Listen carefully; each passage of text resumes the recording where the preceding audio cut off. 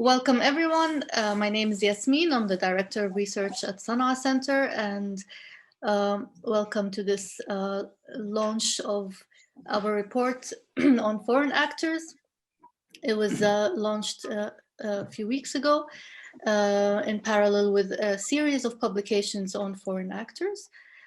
This is a part of a broader partnership that we are having with the Swedish Ministry of Foreign Affairs, and these reports were supported by the Swedish Ministry of Foreign Affairs.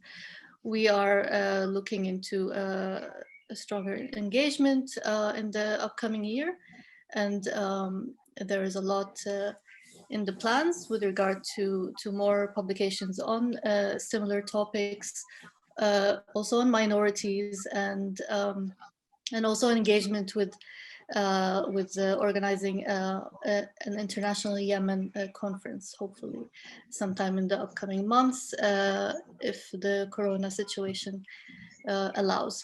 It will be in person. Today's session will be co-facilitated with Sana'a Center and the Swedish Ministry of Foreign Affairs. It will be bilingual in Arabic and in English, and you can choose the preferred language from the icon below. If you have any problems with the translation, you can write in the text in the chat box, and we will try to sort them. There will be an opportunity for Q&A after the presentations are done. So you can write your questions in the chat box or raise your hand and ask the question directly. Without further ado, I give the floor to the co-facilitators, Maysaa and Peter, and the panelists. Thank you. I am very happy to be here with you today to launch this report from the Sana'a Center in partnership with the Swedish Ministry of Foreign Affairs. This report is on the foreign actors involved in Yemen. And this is a series of, it's a larger report that can be divided into three parts that included all of the different actors or foreign relationships. And then also another report by Hisham al-Khawlani, who's specialized on Chinese relationships with Yemen. And his report was on Yemen and relationships between Yemen and China. And there was also an article by Mr. Abdul-Ghani, the senior researcher at Sana'a Center, and who spoke about the Saudi-Emirati relationship and the impact that they had on UAE relationships with Yemen. My name is Maysaa Shuja al-Deen.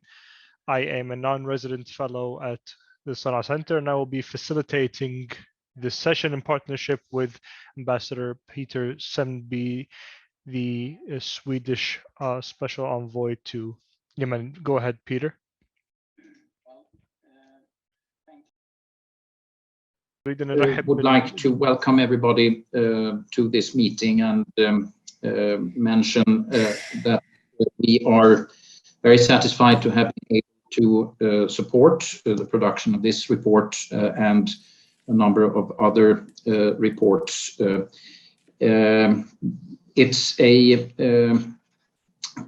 question that I think will be with us for a long time, how this conflict in Yemen should be defined, to what extent it is an internal conflict and to what extent it is an external proxy conflict. The question does not have a clear answer, but I think after reading this report and after discussing it, we will certainly have a better understanding about how these levels influence each other. So I'm very much looking forward to the presentations and to the discussions, So over to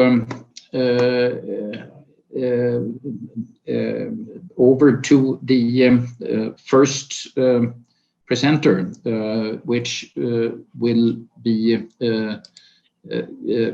Gregory Johnson, who will give an overview of the highlights of the report to stimulate our vivid reactions, hopefully afterwards. So over to you, Gregory. Thank you, Peter, and thanks to everyone for coming in. Just briefly, my name is Gregory Johnson. I'm a non-resident fellow at the Sanaa Center. I'm also the author of a book, The Last Refuge, Yemen, Al-Qaeda, and America's War in Arabia, and I served for 2 years on the UN's panel of experts with regards to Yemen from 2016 to 2018.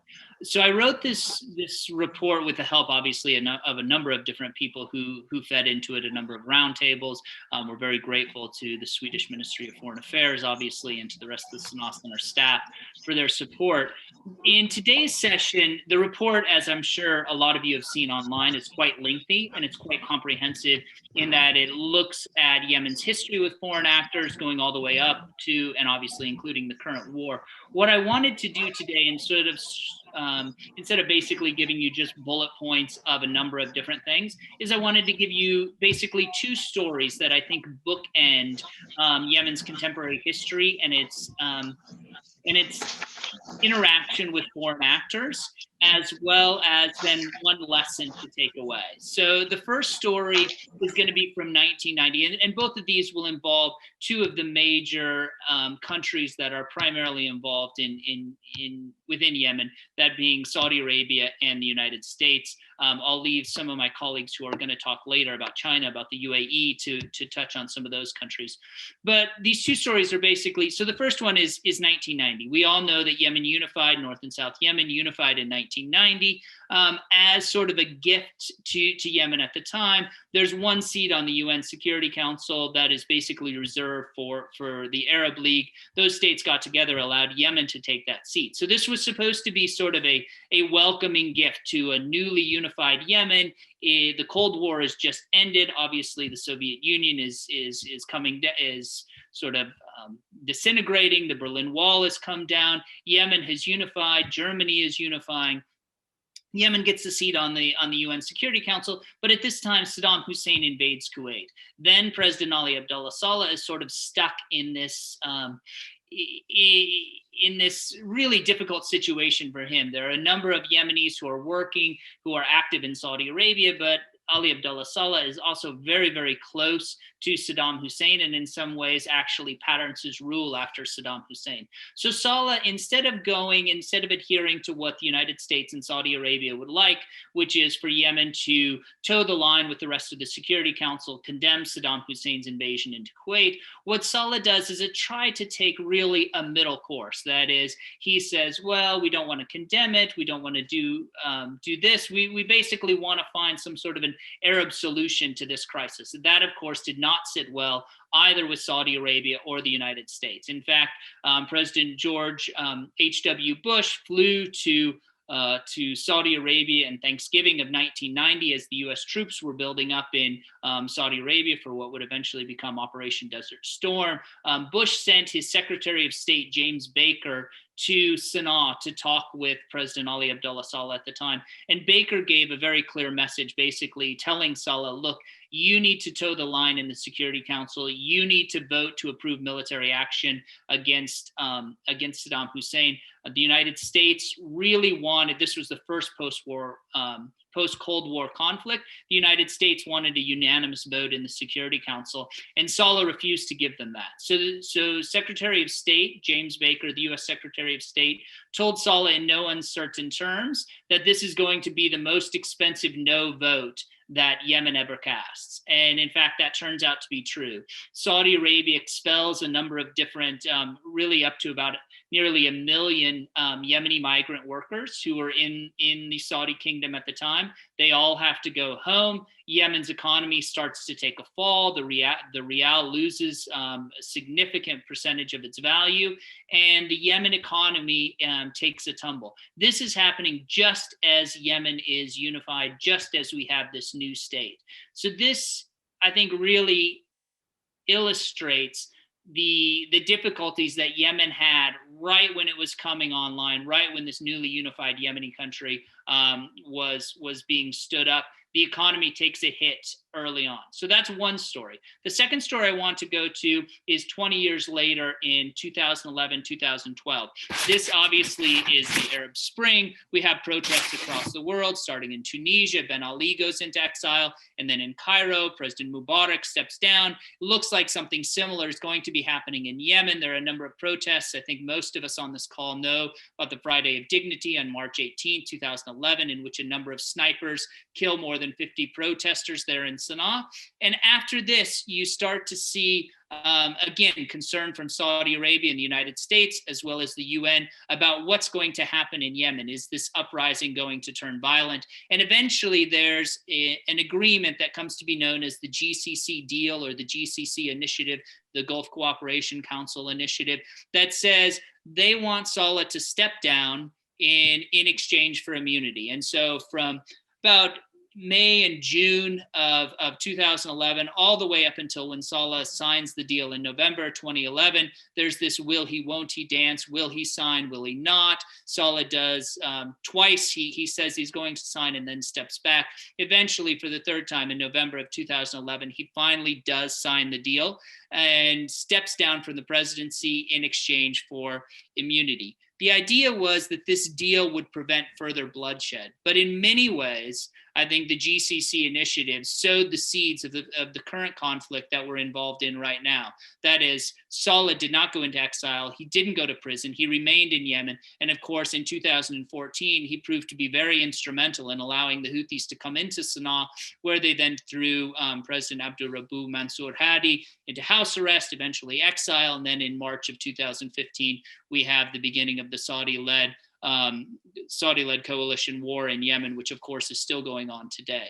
So, and I'm going to finish with this. I think one of the things that really comes out of a paper like this foreign actors report is that decisions that look very good to foreign actors in the short term, so punishing Yemen in 1990 for not towing the line on a UN Security Council vote, or having the really admirable goal of attempting to prevent bloodshed in Yemen in 2011, 2012. These things that look very wise in the near term can have very disastrous long-term consequences within Yemen. So in 1990, we don't know what would have happened. And in fact, I think it's one of Yemen's great counterfactuals. What would have happened if Yemen's economy hadn't really struggled right out of the gate in 1990? Would there have been the civil war in 1994? Would Yemen's history have taken the same trajectory? It's the same thing with 2011, 2012.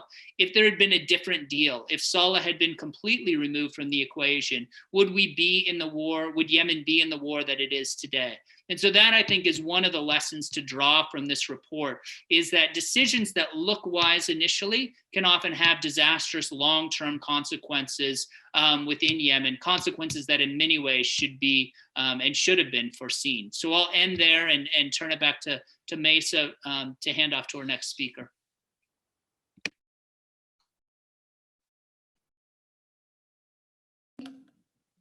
Thank you very much, Gregory, for this brief.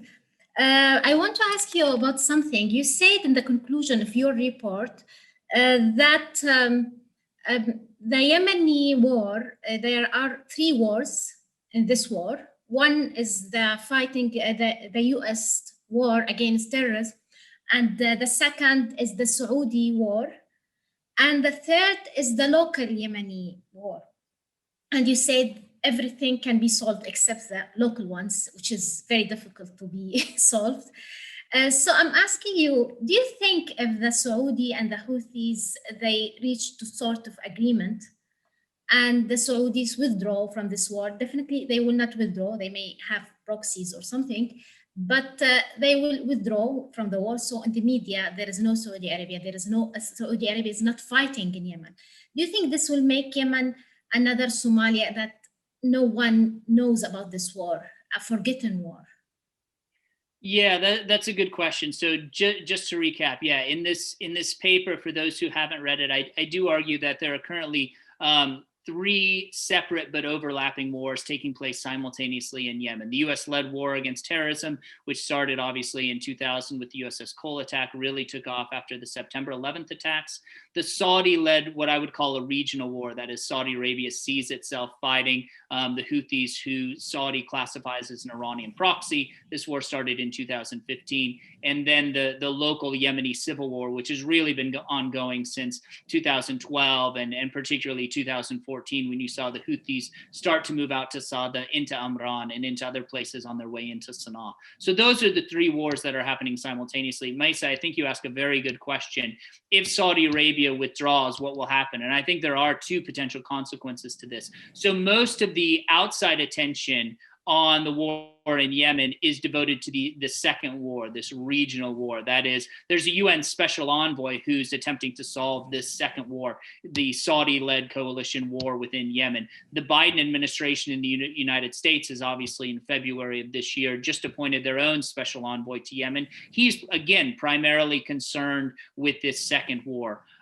So I think there is some concern that if Saudi Arabia and the UAE were to fully withdraw, that international attention to what's taking place in Yemen would also disappear. I think that's a real concern, while at the same time, I could very easily see a situation in which the fighting in Yemen actually gets worse. Right now, you have the Houthis and an anti-Houthi coalition. The anti-Houthi coalition, although there's a significant amount of infighting, whether in Taz or in Marib or in Hadramaut or in Aden, there are significant divisions within this anti-Houthi coalition, but they're largely held together, as we see through things like the Riyadh Agreement, the deal between Hadi's government and the STC. They're largely held together by Saudi pressure and Saudi financing.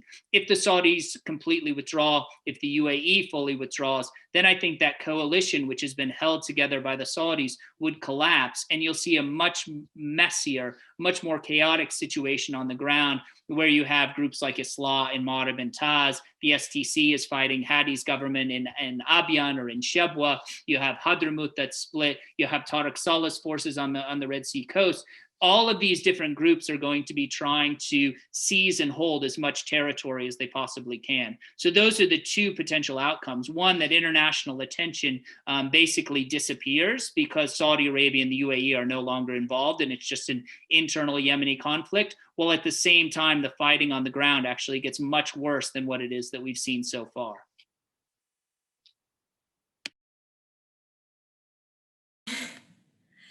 Another question is about the US approach to Yemen, because it's always the US policy towards Yemen is about the Qaeda and fighting terrorism. And now, because of the Saudis and the pressure on the US administration from the Congress to do pressure on the Saudis, what if the Saudis stop the war? Do you think that's they still Qaeda and Daesh, are they posing any threat to the US still? Because I feel that they are not active anymore. Do you think they are not active because of the current situation, or they may resume their activities, or what do you think?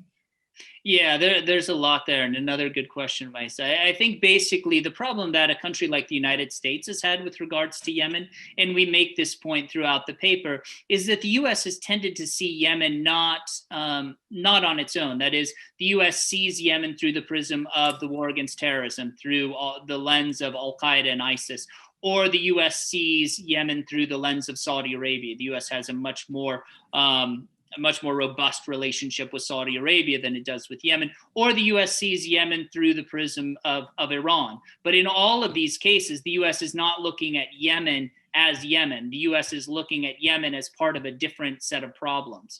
So that's one point. The second point, when it comes to al-Qaeda and ISIS, so Al-Qaeda in the Arabian Peninsula is a group that basically formed in January of 2009 Their precursors dating back to a prison break of February of 2006. This group is currently much, much weaker. In fact, it's probably at its weakest point since it was formed in 2009. In fact, AQAP in Yemen has been on a downward trajectory since about 2015. Right now, the group is riven by infighting. There's a lot of disagreement. The group is really hampered. What's happened is that basically the group has lost most of its international leaders. So think of it like this. Think of AQAP as having basically two wings in the same way that a bird has two wings. So there's one wing that's a domestic insurgency, and there's one wing that's an international terrorist group. Now, the domestic insurgency wing within al-Qaeda, these are mostly local Yemeni recruits. They still have a fair number of these, but they're really only able to carry out attacks within Yemen itself. So you see some attacks in Abiyan, you see a few in Shuja, but nothing really major. What the US and European countries mostly worry about is the international terrorist wing of the group. Now this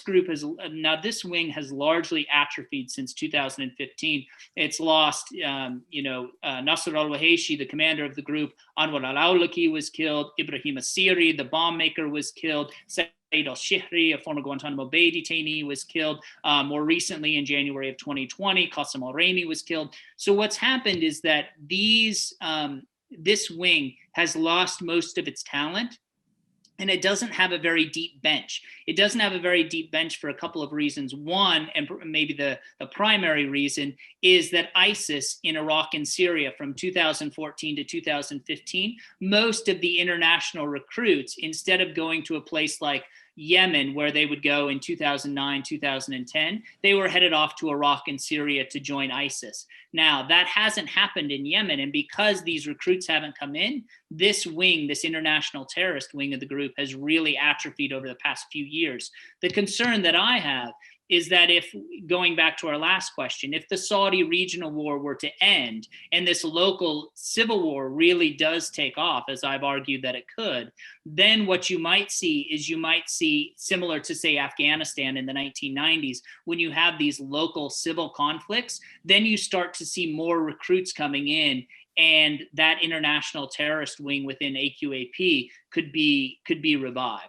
So the group right now is weaker than it's ever been, but there is still a chance, as has happened with al-Qaeda in Yemen previously, that the group could basically rise up from the ashes of previous defeats and once again present a very formidable terrorism threat to the United States as well as countries in the West.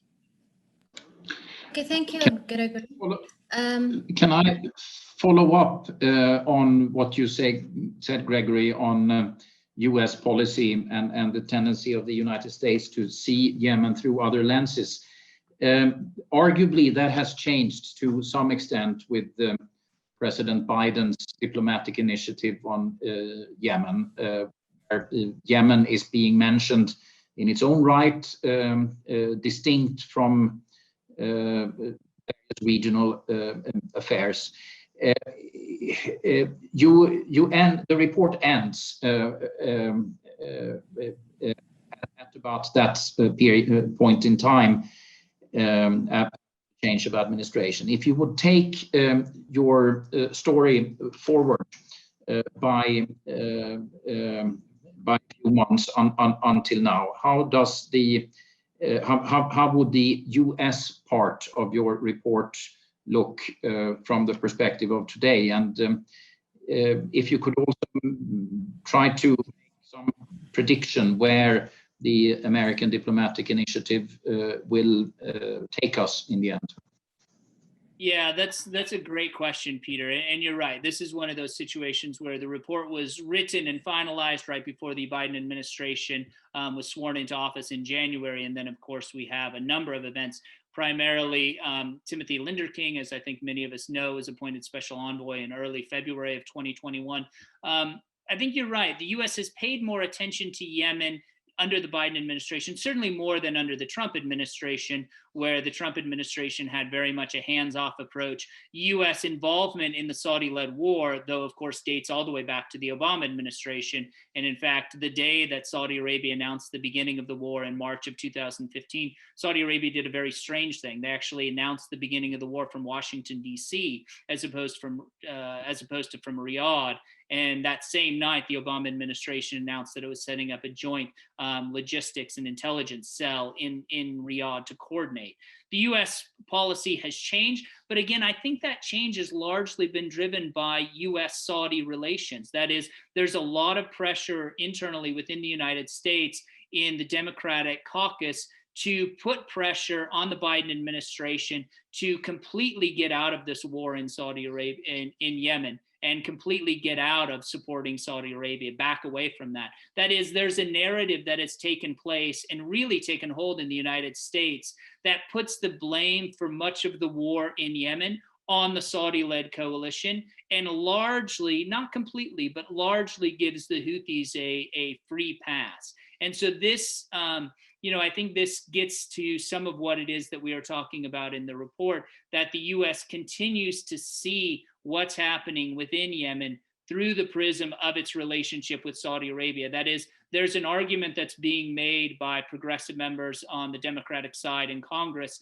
that if the US would only say, put its foot down and tell Saudi Arabia this war has to stop and it's going to end, that the war would end, the humanitarian crisis in Yemen would disappear, the fighting would stop. I think that's a little bit short-sighted and a little bit misguided because, as we mentioned earlier, there is this sort of this low-level and under-the-surface civil war that's taking place that I think once Saudi Arabia does withdraw will come back to the surface. Now, when it comes to making predictions about what's going to happen, that's obviously very, very difficult in Yemen. But I think a couple of things that have happened over the past 6 years give us some sense of what the trajectory is. So what we've seen in Yemen is that the longer the war goes on, the more armed groups emerge. So when the war started in 2015, there was certainly a Southern movement, but the Southern Transitional Council didn't exist. Now the Southern Transitional Council exists. They basically need a seat at the negotiating table. We saw on the 6th anniversary of the war, Tariq Saleh's office said that they were forming a political bureau, a political office. And this is Tariq Saleh's way of saying basically that he wants a seat at the negotiating table. So what we're seeing is that this is no longer a war just between the Saudi-led coalition, the Emiratis, and Hadi's government against the Houthis. Now you have something that's much more difficult to solve. That is, you're going to have to take into account the political goals and desires of a number of divergent actors, all of whom have different political goals. So instead of just getting the Houthis and the Saudis to agree to something, now you need to get the Houthis, the STC, Hadi, the Saudis, the Emiratis, Tariq Saleh, maybe Islah, Intaz, and Marib, all of these different groups to agree to something. And as we know from the National Dialogue Council, that's not something that Yemen has a great track record with, because although all of these groups are, none of them are really strong enough to impose their will upon the rest of the country. That is, the Houthis can impose their will upon everybody else. These past 6 years of war have shown us that. Nearly all of these groups do have enough guys and they do have enough guns that they can act as a spoiler to any sort of a political process that they don't like. So the conclusion would be that Yemen, it's very, very difficult to solve this crisis right now because of the more actors, as I just mentioned, but it'll be even more difficult to solve it in 2 years or 3 years or 4 years. Thank you very much, Gregory. Now we are moving to Hisham. Hey, Hisham.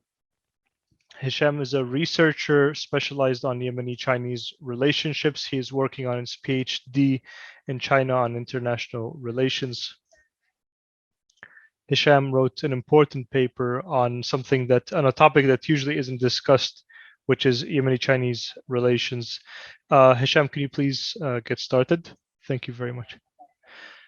Hello, everyone. Hello, Maysaa. I would like to welcome all the participants and the panelists. China today is one of the largest economies in the world, and it's the second largest economy after the United States. And China is also the largest importer of crude oil. China considers the Middle East to be very important strategically, especially the Gulf, because of the oil resources in the region. This area also has a very important market for Beijing for its investments and to market its goods. And at the head of this obviously comes the Kingdom of Saudi Arabia, the United Arab Emirates, and Iran. These three states have strategic partnerships and relationships with China, and these three countries are also important actors in Yemen. So with this in mind, with the start of the war in Yemen in March 2015, Beijing saw that Yemen was a relatively unimportant country to its strategic, military, political, and diplomatic considerations compared to its richer neighbors. And Beijing also realized that the conflict in Yemen is just one of the parts or a component of the conflict between Saudi Arabia on one hand and Iran on the other. So China dealt with this matter pragmatically, and I think in a smart way, and it preferred to support Riyadh's influence in Yemen more than Tehran's, and it supported also UNSC Resolution 2216, which gave an opportunity for the Arab coalition, the Saudi-led Arab coalition, to start its military operations under what was called Operation Decisive Storm. Tehran's priority at the time with Beijing was to work on the nuclear deal, and Iran was an important part of the completion of this agreement. So Beijing agreed with the Saudi Arabia's vision of the war in Yemen. It chose to strengthen its economic interests with Saudi Arabia at the time, considering that Saudi Arabia is the largest exporter of crude oil to China. China believed that the crisis, it tried to deal with the crisis in Yemen and by balancing the regional actors and not by dealing with any of the local Yemeni actors. With regards to the arms trade during the years of war, Beijing has in the recent past, especially with increased pressure on Saudi and UAE arms sales from the West,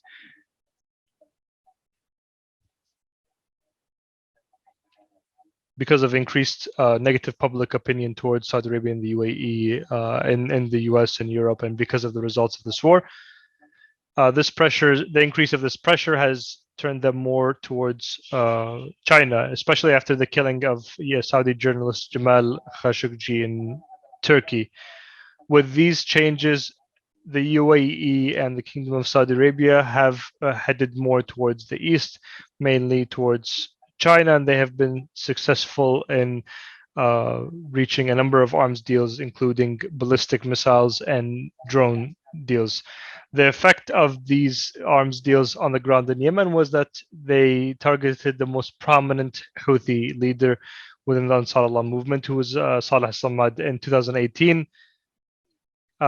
This was done using Chinese arms. China has also benefited by strengthening its relationship with Saudi Arabia, especially after King Salman in 2017 visited the country and signed investment and trade agreements worth around $65 billion. A part of this deal was the establishment of a drone manufacturing facility in Saudi Arabia. With regards to the political and diplomatic aspect efforts of China during the war in Yemen, Beijing has not shown any political or diplomatic interest in becoming involved in the conflict in Yemen. Beijing recognizes the legitimate internationally recognized government, and it has expressed this through its diplomatic channels. It has expressed its concern with the instability due to the continuing conflict in Yemen, and this was said by its envoy to the Security Council and also by its ambassador to Yemen. The Chinese ambassador to Yemen conducts broad meetings with all of the different parties to that are active in Yemen, but these efforts are usually limited to trying to follow up the efforts by other actors, especially the United States, the United Nations Special Envoy, and also in supporting any initiatives or proposals by Saudi Arabia. For example, the Riyadh Agreement, which was signed between the legitimate government and the Southern Transitional Council, on the other hand, was supported by China. Recently, there was support for the initiative that Saudi Arabia proposed to end the conflict in Yemen. China has not really spent a lot of its diplomatic capital to try to end or alleviate the conflict in Yemen, but that has played a more prominent role in the Iranian nuclear negotiations or deals, and it had a very prominent role in bringing Iran and the West closer to each other, or at least it has not sent a special envoy, for example, to the crisis in Yemen, like it has done during the crisis for the crisis in Syria, or even the crisis in Sudan with the Darfur issue. At the end of the day, it's true that Yemen has a historical relationship with China. Yemen is the first Arab country to recognize the People's Republic of China, but Yemen's foreign policies towards Yemen are no longer based on Yemeni Chinese interests specifically. Yemen is seen more as a marginal state for China, and its view towards it is based more on its relationship with the countries of the Gulf, and it's mainly trying to support and protect its activities and objectives that are prioritized Saudi Arabia and the other countries of the Gulf. So this is a brief introduction to the paper, and there are more details that we can discuss based on the questions that you might have. Thank you very much, Hisham. With regards to the paper, the report, I had a question with regards to the Southern Transitional Council, for example, in the South, because the South has and its long coastline, its importance maybe to China and its interest. Has the STC tried to contact China, especially since the UAE also has a good relationship with China? Has there been a visit by the STC? Sorry, communication between who and who? The STC and China. No, there has not been any communication. There was a statement by the Chinese ambassador regarding an agreement on the ports that was signed by Abdurrabbu Mansour Hadi when he visited China in 2013. This agreement gave China the concession that they would develop these ports, including Aden and Mocha ports, but they sent some experts to develop electricity plant in Aden, and the Chinese ambassador's statement said that they were sticking to this agreement. But this idea that China wants to work on the ports could be due to the reconstruction, but I think that the Yemeni forces on the ground that are supported by the UAE in the south, whether the STC or those on the west coast, which are led by Tariq Saleh. So this might lead to a conflict in the future between the UAE's interests and China's interests over these ports. But this conflict has not really become prominent now because the UAE has more of a presence. But China still is trying to get control of these ports, whether as a part of the Silk Road initiative. But with regards to communication with the STC, there isn't. There was communication with the Houthis after the visit in 2016, after the formation of the government, but they did not. This was not supported by the Houthis, and they only dealt with the Houthis as an important ally of Iran, and Iran is a strategic ally of China in the region. We can move to the questions, to the audience question to Gregory. Gregory, there are several questions to you.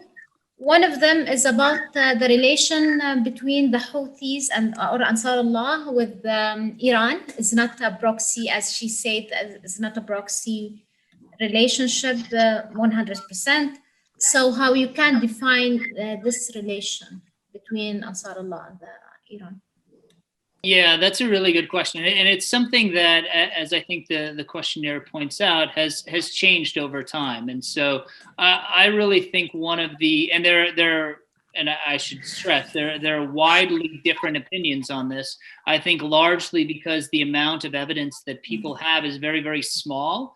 And so people tend to read different narratives into the same sort of scattered fragmentary pieces of evidence. So I'll give you my my sort of vision and understanding of how this is developed and changed over time, but with the caveat that there are a number of other very smart people who have different opinions on this. So basically, I think that in many ways, Iran first became aware of the Houthis as a potential piece of leverage in late 2019, or excuse me, in late 2009. This is when, if you'll remember, this is the 6th Houthi war up in Sada between the Houthis and then President Ali Abdullah Saleh. This was the first time, however, that the Houthis went over the border into Saudi Arabia. I think the first time is in November of 2009. The Houthis do very, very well. In fact, they overrun a number of Saudi military camps. They're able to take a number of vehicles as sort of war booty. They post a number of these videos. I don't think they're available anymore on YouTube, but around the time in 2009, 2010, they really were. So then you have sort of Iran becomes really attracted to what the Houthis are doing. They see them as a potential piece of leverage. Obviously, the Arab Spring happens in 2011, 2012. You see Iran starting to make outreach, not just to the Houthis, but to a number of different groups in Yemen in 2011, 2013. In 2014, obviously, the Houthis take control of the capital of Sana'a. And it's that point, I think, that you really start to see the relationship shift. In fact, there is even some evidence that I think was released by the United States that in September of 2014, as the Houthis are about to go into Sana'a, Tehran is telling the Houthis, don't go into the capital, don't take the capital. Advice, of course, that the Houthis obviously disregarded and did their own thing. So I think there's a situation where for much of 2014, 2015, 2016, the Houthis are very much in a relationship with Iran, but they're not willing to sacrifice their own sort of domestic political goals and what they view as their own domestic goals to what it is that Tehran thinks. That is, Iran does not have command and control over the Houthis. What's changed, I think, is as the war has gone on. And remember, Saudi Arabia went into Yemen in March of 2015 because Saudi Arabia said it didn't want to see a Hezbollah-like group, which they considered the Houthis to be a Hezbollah-like group that is a proxy of Iran, on its southern border. But of course, that was a bad misreading of the political situation in Yemen by then Minister of Defense Mohammed bin Salman, now Crown Prince.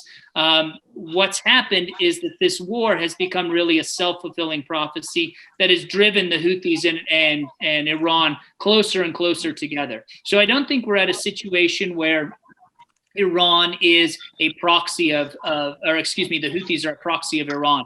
That is, it's not as if Tehran can tell the Houthis, do this, and the Houthis will do it. But we have seen a couple of interesting things over the past 2 years that would suggest that if this is an alliance, as I argue it is, that the Houthis are very much a junior partner. So we saw the Houthis for the first time in 2009. They sent an ambassador to Iran. Iran reciprocated in October of 2020, sending Hassan Irlu in.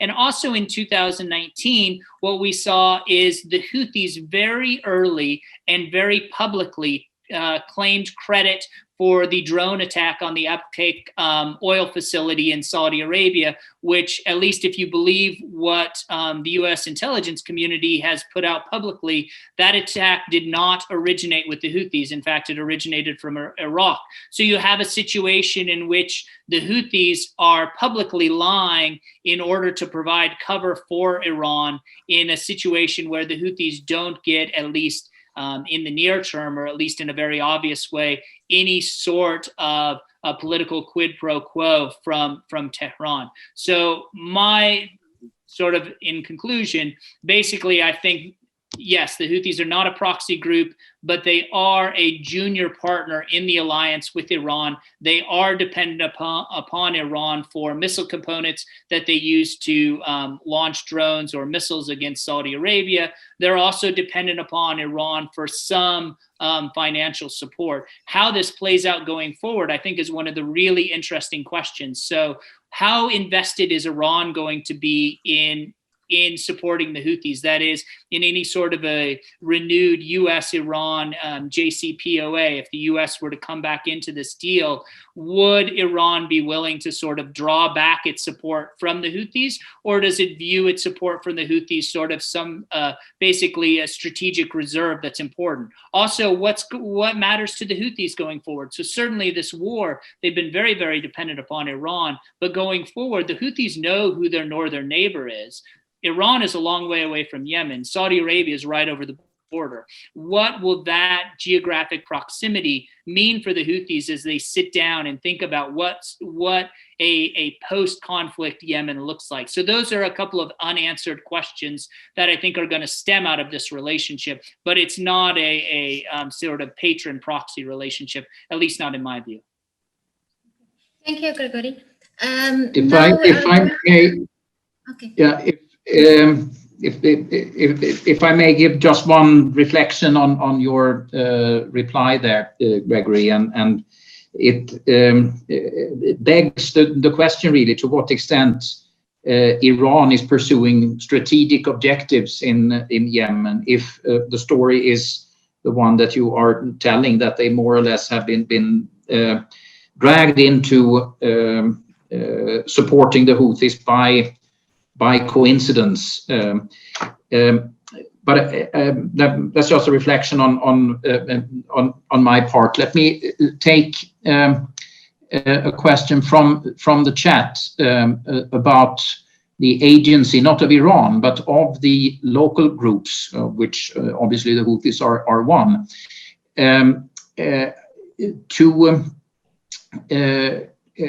To what extent do the local Yemeni groups influence and instrumentalize the external actors for their own purposes? There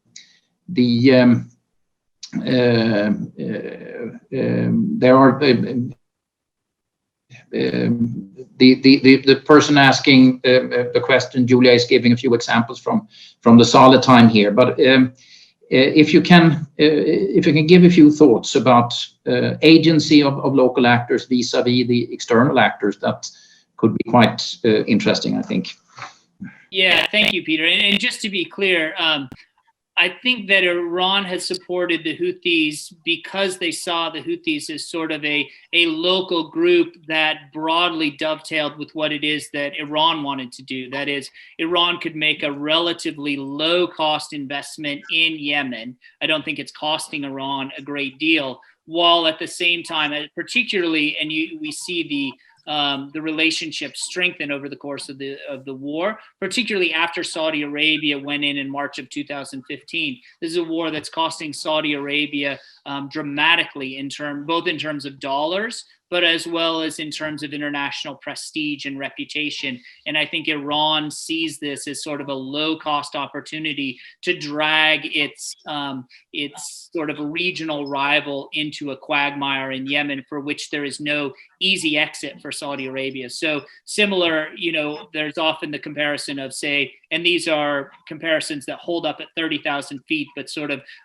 lose strength the closer you get to the ground. So keep that in mind. But the US in Vietnam, or say Soviet Union in Afghanistan, drawing these large countries into conflicts in which there's no easy way out. So I would point to that. And I would also mention that this is not, the relationship between the Houthis and Iran goes both ways. So we see, for instance, if you look at how education texts have changed in the Zaidi highlands, in areas under Houthi control over the course of the war, or if you see the increased instances of public celebrations of traditionally Shia festivals, and that is 12 Shia festivals. So we know that Ashura was celebrated for the first time in Yemen in September of 2019. It hadn't been celebrated previously. It wasn't one of the holidays like Eid al-Khadir, in which was celebrated under the imams but wasn't celebrated in the Republic after 1962. This is a change, and that's, at least in my reading of the situation, a result of the Houthi-Iranian relationship. Now, going on to the issue of local agency, I think in many of these cases, it's a give and take between the two sides. So the local actors, whether it's Tariq Saleh, who's taking support from Saudi Arabia and the UAE, the Houthis who are getting support from Iran, the STC or the Hadrami elite forces, or some of these different militia groups that have varying degrees of outside support, it's a give and take. So certainly from the outside actor, whether it's the UAE or Saudi Arabia or Iran, is looking for something from the local group. At the same time, the local group is looking for something, often a certain amount of either training or the payment of salaries by one of these outside powers. So training, payment of salaries. In return, the local group then will often do not the bidding of the outside power, but in fact they'll consult with them. I think the difference here, and the real question that comes up from all of these different groups, is what that relationship looks like. So when the outside power, when Iran or Saudi Arabia or the UAE puts in this money or puts in this training or gives this military equipment, what does that buy them? And it looks different in every relationship. So does it buy them? Then it doesn't buy them command and control over these groups, but how much is Tariq Saleh willing to take advice from Saudi Arabia or the UAE? How much is the STC and its affiliated military units willing to take advice versus instruction from the UAE? And that's really the question, I think, when it comes to local agencies. So outside powers are putting money in, they are putting military equipment in, they are investing training in these groups, but it's not always clear that they're getting exactly what it is that they want back. It's a give and take over time that is always in flux and is always being worked out in sort of the local versus international actors. Gregory, there is a question, but please answer briefly because we don't have a lot of time. But there is another question for you. It's about the UAE objectives in Yemen, and Abdulghani is not here to talk about his paper. So can you say what is the objectives or what the UAE aim from its intervention in Yemen? Yeah, so very briefly, and I'll try, it goes against everything within me to be brief, but I'll attempt. The UAE and Saudi Arabia had very different objectives when they went into the war in 2015. Saudi Arabia, as we said, really wanted to prevent the establishment of a Hezbollah-like group on its southern border. That, of course, as we've already talked about, Saudi Arabia has brought about the very thing that it wanted to avoid.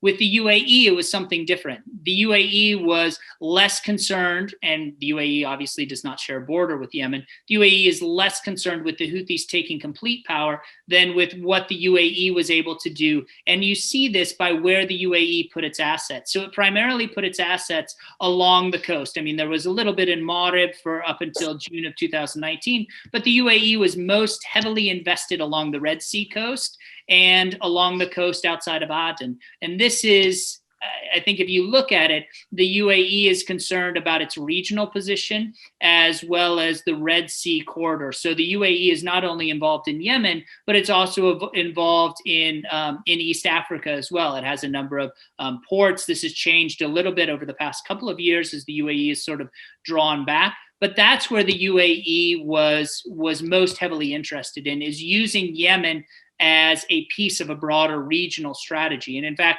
the UAE has not completely withdrawn from Yemen, but it did draw down significantly in the summer of 2019. It was able to do that because it had stood up a number of different groups, like the Security Belt Forces, like the Hadrami Elite Forces, like the Giants Brigade, groups that were still on the ground, that the UAE was still paying the salaries of, that the UAE, as we just talked about in answer to our last last question, would continue to have influence over these groups even as it drew its soldiers down. So the UAE could have sort of a more behind the scenes role in influencing events on the ground within Yemen through these different forces, these different military forces that it supported on the ground. Okay, thank you, Gregory. Another question, Peter, do you have?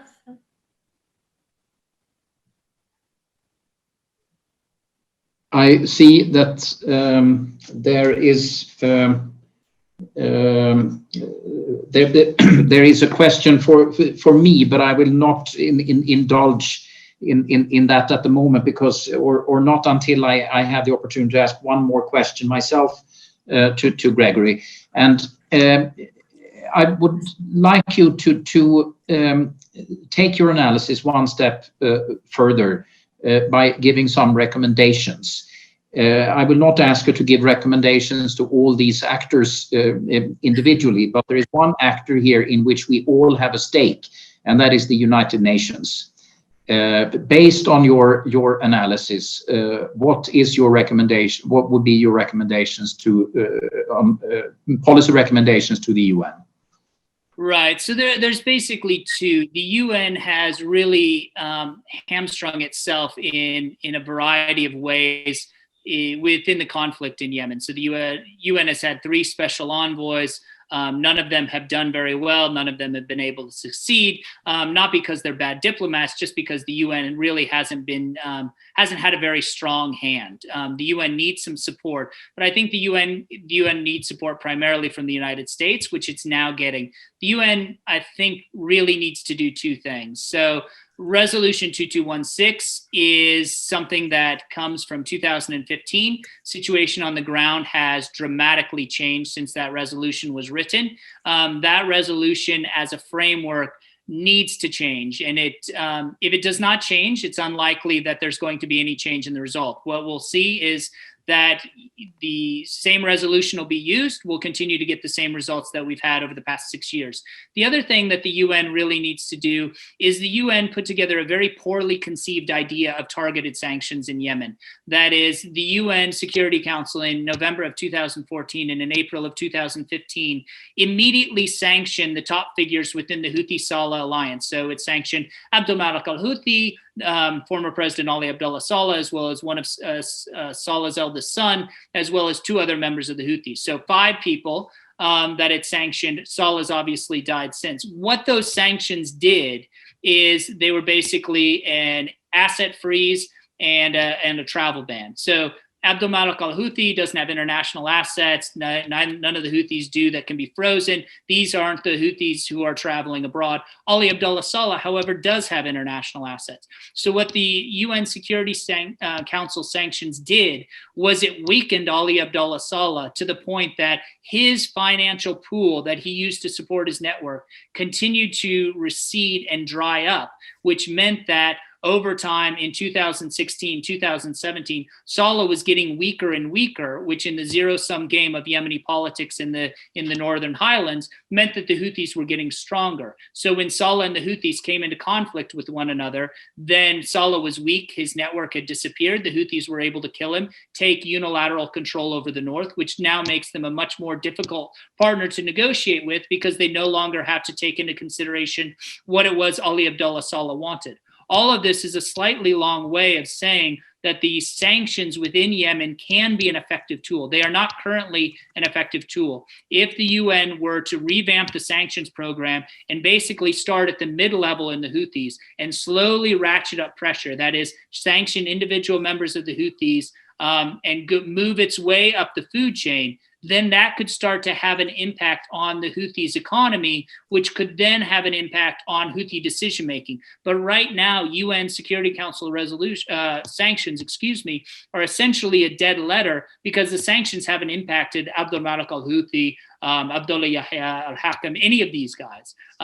So if the UN wants to influence decision-making within the Houthi movement, it has to restructure and revamp this. This is something that the Security Council has known, Peter, as I'm sure you're well aware, for a number of years, but Russia and China are not very eager to jump onto a new round of sanctions within Yemen. In fact, all of the sanctions in Yemen took place before Russia went back into Syria and really reinserted itself back into the Middle East in September of 2015. That is, all of the sanctions on the Yemen regime, with the exception of Sultan Zabin, who has since died since he was sanctioned, they all predate 2015. So I would say those are the two things that need to happen. A new overarching resolution 2216 is simply no longer relevant, and restructuring the sanctions program, and the UN could have a much more constructive and a much more robust role in Yemen than it does now.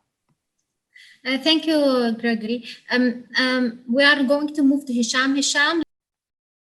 Hisham, there's a question to you about the stage after the post-conflict stage and the reconstruction stage. Do you think that there will be a conflict between China and the countries of the Gulf when it comes to this, to reconstruction?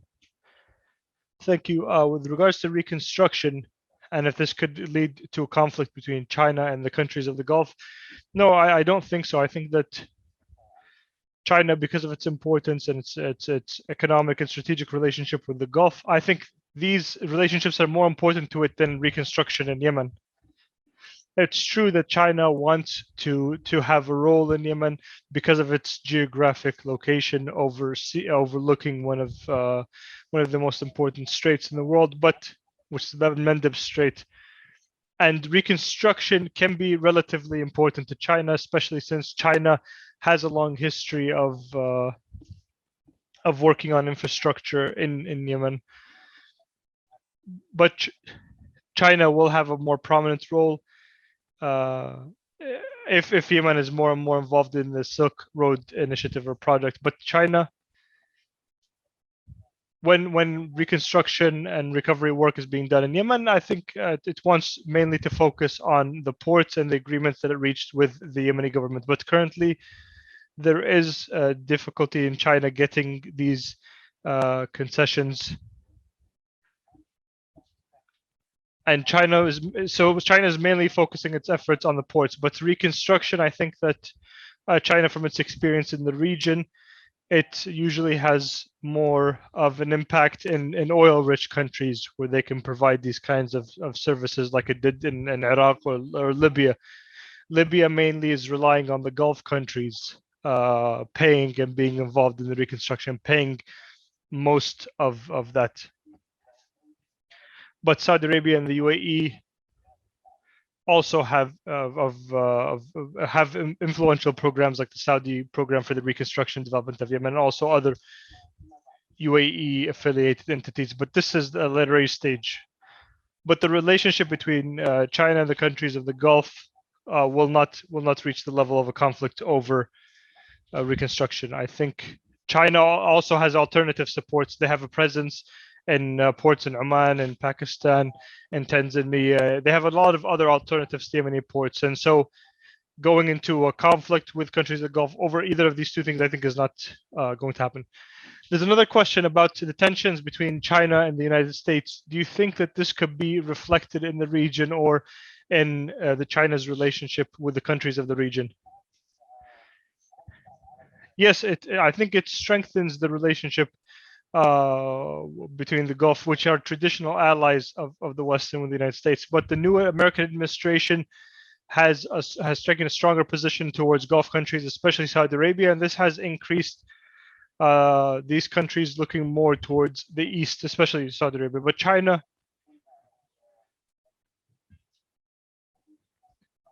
China will not go into a challenge or try to challenge American interests in the region, because they still understand that American influence is very powerful. There was an initiative by the Chinese Minister of Foreign Affairs during a visit to the region, and he said that they wanted a resolution and stability in the region, but they didn't really propose anything tangible.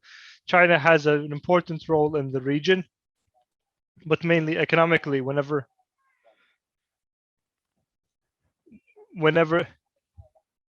I think that if it gets involved in the politics of the geopolitical strategies, it will stand to lose more, because it has a balanced economic relationship with all of the parties, including Israel, the Arab countries, and Iran in the region. We also have Bilqis al-Lahabi. She's raised her hand. Could you please unmute yourself? Hello? I think that the focus now on Yemen, separate from all of the main parties or the main actors, I think not focusing on America and the Biden administration's new policies is not the right thing to do, because Biden has some things that they're trying to sweep under the rug after the Trump administration. I fear that Yemen might be part of these concessions or these things that are being tried to be swept under the rug. And this would be a horrible situation for Yemen, because it does not represent a direct interest for the United States. It is an interest more linked to Saudi Arabia, and Saudi Arabia could be dealt with in different ways. And it's very clear that Saudi Arabia is no longer the spoiled ally of the United States in the region. We also see that Europe is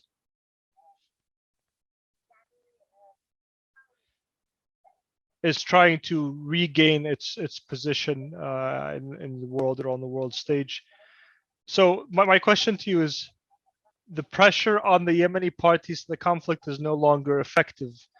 It seems like work is mainly being done through the region and through pressuring the countries of the region with regards to reconstruction. Anything else, also relying on corrupt countries like the Gulf to work on reconstruction of a country like Yemen. This could lead to further corruption. This would be a very bad move to take. So do you think that the whole world will send its funding to Yemen or give funding to Yemen in this case, or will they only see Yemen as just another country that has fallen through this gap of corruption, another humanitarian crisis? What can the Security Council do that you are members in and are active in, and should be governing international relations and international the community, to try to restore Yemen onto a path of a country that at least is one that whose population is not harmed and which does not harm its neighbors? So this question is to who specifically, Bilqis? Is it just a comment that you were trying to make, or?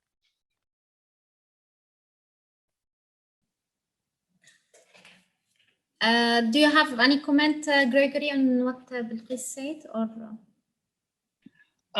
Yeah, sure. Briefly, I think the problem the United States has is that it has very little leverage on the Houthis, which is one of the difficulties in bringing about any sort of change. So as you, Bilqis, I think as you rightly point out, much of the pressure is being brought on to bear on the regional parties, particularly Saudi Arabia and the UAE. That's because that's where the United States and the UN Security Council have leverage. The US pulled its embassy out of Sana'a in early 2015. The US heavily supported Saudi Arabia in the war, to the point that I know when I was on the panel of experts at the UN Security Council, we debated whether or not the US was actually a party to the conflict in Yemen. And I know that's been internal, it's been active in internal discussions within the State Department as well, whether the US was in fact a party to the conflict in Yemen. But the problem the US has is it's put itself in a position where it no longer has leverage on the Houthis. That makes solving the conflict much, much more challenging than it would be otherwise. To your second point, and I think this goes back to one of Maysaa's first questions with regards to what's going to happen in the future. And I think here, Yemen is in a difficult situation. So it's right on the tip of the Arabian Peninsula. It's not a country like Syria or like Libya, where Europe is going to see a lot of refugees coming out of this conflict. And those refugees, obviously in 2015, I think that had a major impact on European politics and on the policies of European countries. That's not going to be the case in Yemen. So I could very easily, and unfortunately, this is sort of a pessimistic note to end on, you can very easily imagine a situation in which Saudi Arabia withdraws, this local civil war that we talked about really takes precedent in Yemen. The humanitarian situation actually gets much, much worse. We're already seeing the latest, I think, UN pledge. They didn't even meet half of what the UN Secretary General called for. So you have an economic situation where countries are less and less willing to give to Yemen, feel like they're throwing good money after good money and nothing makes any sort of a difference. It's going to be very, very difficult to put Yemen back together again. And I think, unfortunately, we may be to a situation where thinking about reconstituting Yemen as a single state is not something that's physically, politically, or diplomatically possible. And that's going to raise a lot of problems for a lot of countries. Okay, thank you, Gregory. Peter, there is a question from Farah, and he insists to answer it. Please briefly answer this question about the Stockholm and the lessons from the Stockholm Consultations and the Stockholm Agreement. Well, I think a lesson is that it's important to put a deadline for the for any negotiation of this kind. There was a very tight deadline for the Stockholm talks because we only had the premises for 14 days, as far as I remember. But don't make the deadline too tight because there were certain things. The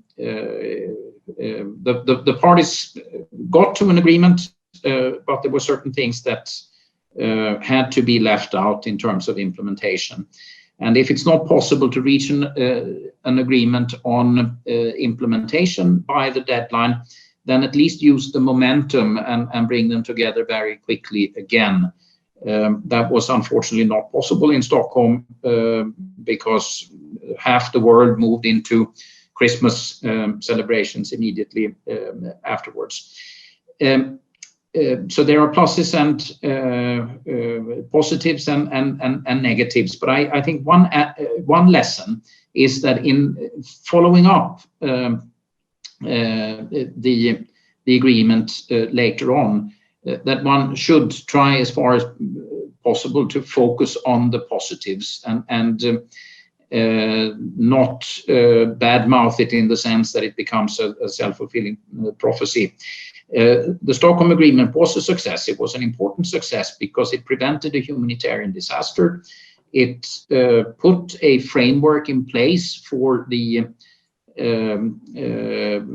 for trade through Hodeidah and management of revenue that is still the basis for the discussions between the parties and on how to it's not question the mechanism itself. So there is a basis for the discussions, and as there is a United Nations presence on the ground, which has a certain stabilizing influence. Without the Stockholm Agreement, we would be even. I'm not saying that we have made tremendous progress since then, but we would not be even where we are with the latest proposal by the UN Special Envoy, his 4-point plan, if we had not had the Stockholm Agreement. So those are some lessons and reflections, and also if you want to have a successful negotiation, come to Stockholm in the middle of the winter. The attractions outside are very limited. Or better in the summer. Thank you very much. And now we are finishing. We finished, and thank you everyone. And I will give the floor to Yasmin. Thank you, Maysaa, and thanks everyone. It was a very interesting discussion, and we did go over time, but I hope it was worth it. I just want to point out that we have a launch for 2 reports on minorities on the 22nd. We'll share the details with you by email. So it will be on the Muhammadin minority and another one on the Baha'is, and they will be on the same day. Within 1.5 hours. So I hope you can join us. I would also like to thank a lot of people who have been working on these series of publications, including the editors, particularly Susan Severed, and a lot of the other writers, Ali Dailami and many others who were not able to come today. Unfortunately, Abdul Ghani couldn't make it, or he was coming in and off because of the connection problems as he's in Sana'a. And that's it. I hope that you learned something from this discussion.